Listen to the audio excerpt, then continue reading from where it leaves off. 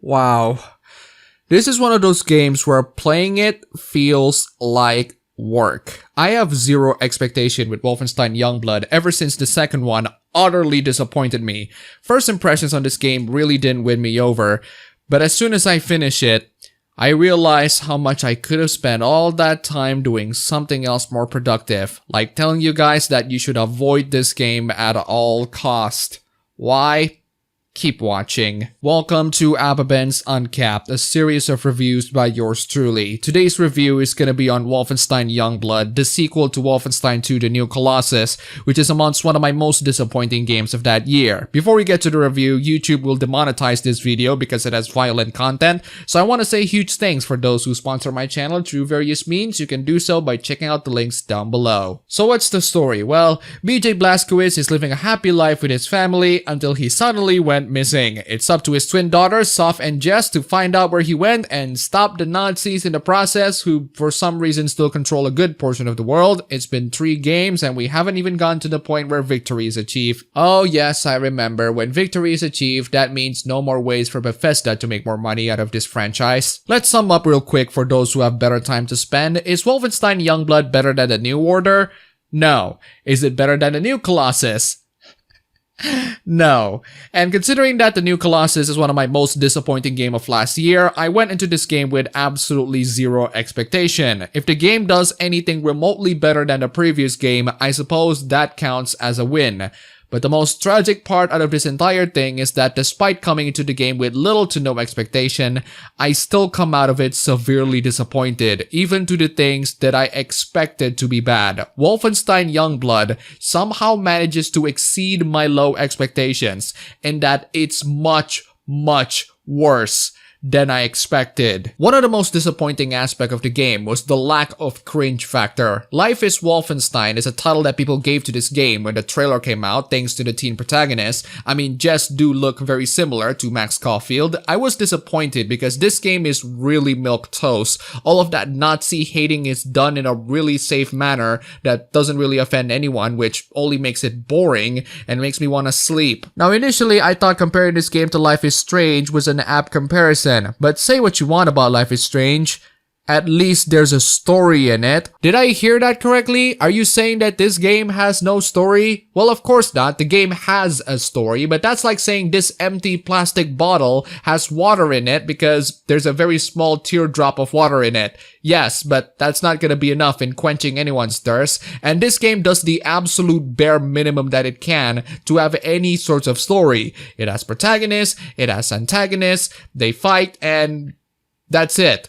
What, you expected a sequel to a story-based game to have actual story? We did charge you $30 for it, where you could have spent it on something that actually has story, characters, gameplay, replay value, etc. And thanks to the game only fulfilling the absolute bare minimum that it can to have any sort of story, there's nothing much that I can say about it. The game has no character development. Jess and Soph are 2 equally annoying teenager protagonists, and they learn nothing throughout the journey other than Nazis are bad. The rest of the characters don't do enough to contribute to the story or have any sorts of distinct personality. The way they found their father is perhaps the most anticlimactic event I've ever seen in any fictional media, and the story just ends in a really stupid "the future is uncertain" cliffhanger. I have never seen a video game that underutilizes its story to this ridiculous degree. There's nothing wrong with a story about the next generations taking the mantle of the previous generation. There's especially nothing wrong with an action-oriented game with generally male protagonists having their mantle taken by female protagonists. There is, however, something wrong with bad, uninspired, and shallow story.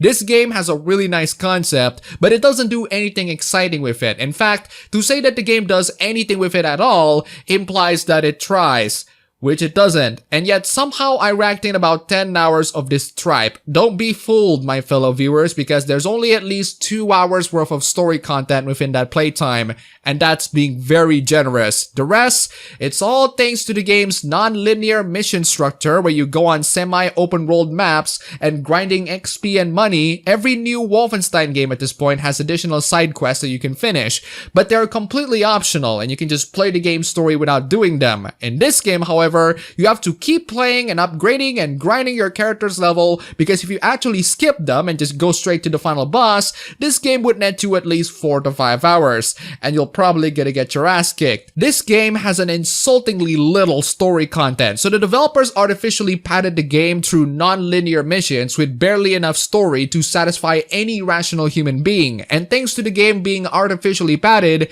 it has successfully made me to notice how utterly dull the combat of this game is. That's right, the combat of the Nazi killing game Wolfenstein Youngblood is somehow managed to be as dull as everything else in the game. The combat from the New Order is something that we haven't seen in a while from first-person shooter games at that time. Back in 2014, we really were yearning for the return of the 90s era shooter in the AAA market, and the New Order came in by not just providing the gameplay, but also a surprisingly good story to back it up. The reason Wolfenstein 2 disappoints is because it's the same game with worse story and a bad cliffhanger to boot. No change in gameplay, and thanks to the story being worse and the game being sold at full price, it only left a sour taste. So 3 freaking games and the combat still hasn't changed at all. It's the same old shooting that you've seen from the New Order, and that's precisely why it's dull. What makes it even duller is the fact that the game forces you into this non-linear map mission system,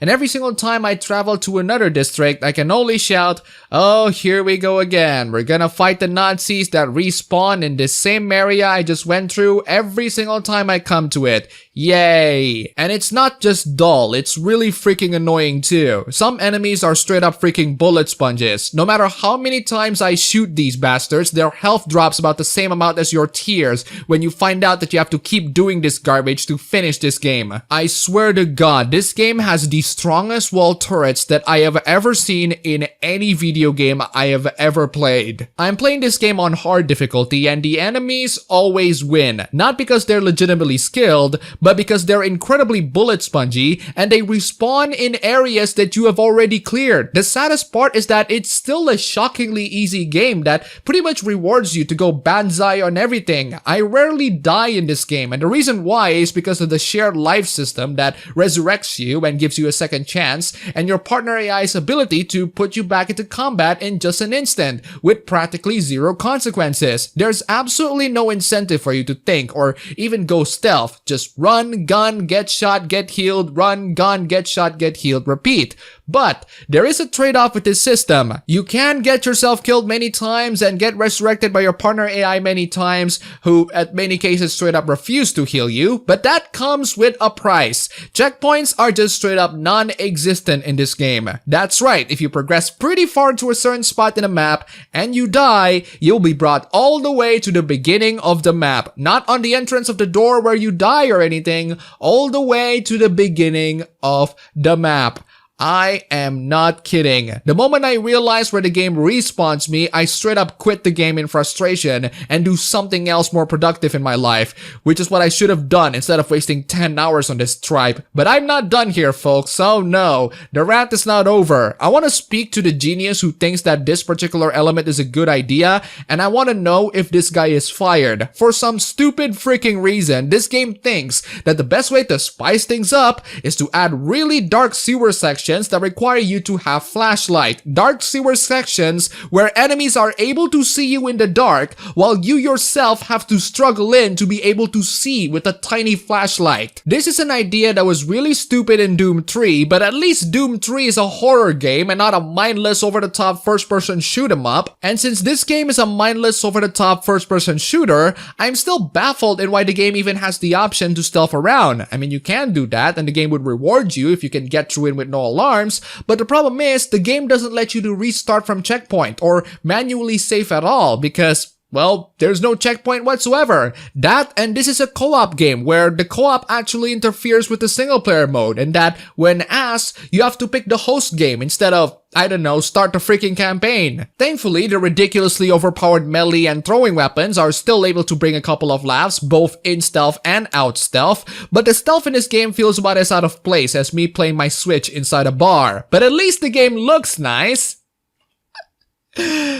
No. The in-game cutscenes remind me of games from the early PS3 days. The environments look pretty, but it's the same Wolfenstein pretty that we've already seen 5 years ago. The character models look like they're being fed into the Mass Effect Andromeda character generator. Combine all of that with some moments in the game where the characters spout in cringy dialogues, and you got a game that is slightly less pleasant than taking a deep look at someone's dump and being smashed on it. At least the game runs very well on my GTX 1050 laptop at 720p high settings and achieving constant 60 FPS with no issues whatsoever. Good job, game. You are well optimized at the cost of graphics that are 5 years old. So to conclude this review, Wolfenstein Youngblood is dull and lacking in creativity and content, like a shot-by-shot live-action remake that is somehow shorter. It doesn't do anything new to innovate from the last game. It doesn't freshen up the story to make it at the very least exciting, or even have any sort of story for that matter. It doesn't have the cringe factor, which would at least be somewhat entertaining, and the gameplay is not just dull, but annoyingly dull. But hey, this is a spin-off and it only costs $30. You shouldn't criticize the game because what do you expect for $30? You know what? I'd recommend this game the same way I'd recommend jumping yourself off of a helicopter and landing into a mountain pile of junk in a scrapyard. As in, I don't recommend this game to anyone at any circumstances. Even if you get this game for free, I still wouldn't recommend playing it because the moment you play through this game's really dull combat and grinding Nazis for XP and money, the story content is absolutely minuscule that is an insult for any given price. It will do nothing but disappoint you in the long run, and it will definitely make you think about how much time you could have spent playing anything else. I have played free games with more content than this tripe, and you're expecting me to pay $30 for this game? Stay the hell away from this game. This game is not worth $30, it's not worth $15, $10, $5, $1, or even for free. I'd recommend Fortnite over this game. And that's saying something.